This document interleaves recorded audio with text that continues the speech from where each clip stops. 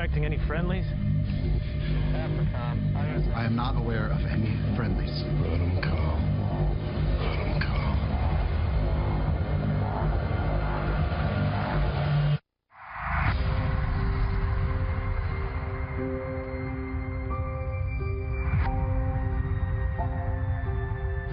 I haven't thought about my family once tonight. Thinking about them now. Up here in the middle of all this. Tell me what to do. Thinking about my girls, man. Every time I go home to Becky and those girls, I think this is it. I'm gonna stay. Shoot that son of a bitch! And then something happens and I end up back here.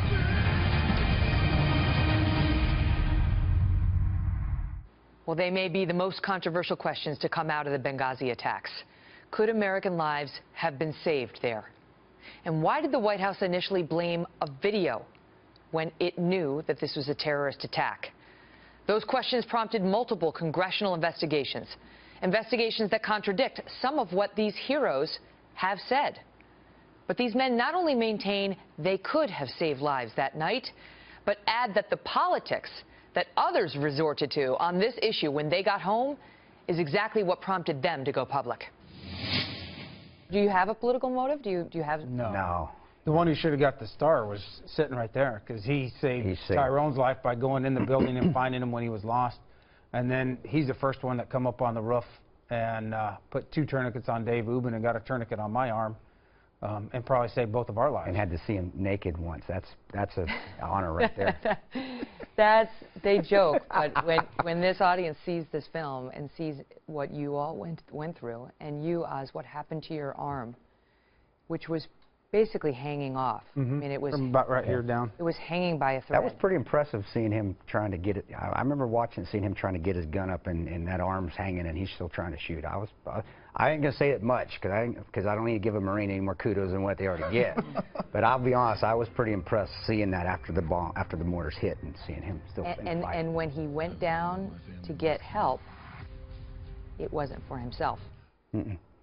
It was for the gentleman you just referenced, who had also been hit. And so Oz walks in down below to where the CIA agents are to say, there's another guy. His arm is dangling. And he says there's somebody who's hurt and needs help. And you refused to go onto that airplane that ultimately got you guys out of there on a gurney. Yeah. Why? Tell them what you said and why you said it. I walked into that country, I'm going to walk out. I mean, it's just, again, it's who I am. I'm not going to, I mean, I don't know. It's just, I just felt compelled to, I'm not going to let that, I'm not going to lose. You're covered in blood. Your arm would later require 13 surgeries just to save it. Yeah. And the looks on the flight attendants' faces, I mean, in the movie, they're shocked.